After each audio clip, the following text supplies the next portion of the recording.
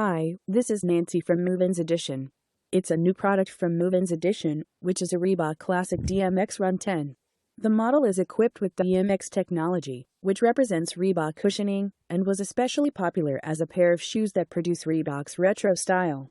The Reebok DMX Run 10 has an all-terrain silhouette that combines different materials such as the mesh upper that promotes ventilation and the canvas fabric that gives the shoe strength.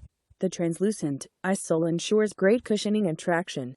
This is the only new product introduced by MovinsEdition, Reebok Classic DMX Run 10.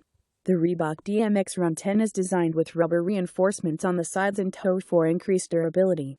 This running shoe is the result of 8 years of DMX technology.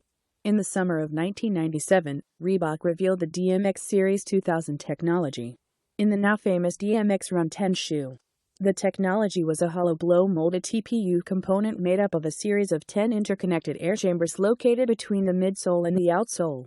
The air inside the pods moved in reaction to the motion of the wearer's stride, with the heel strike forcing air to the forefoot, and forefoot contact is pushing it back. The name DMX Series 2000 was changed to DMX 10 by the summer of 1998.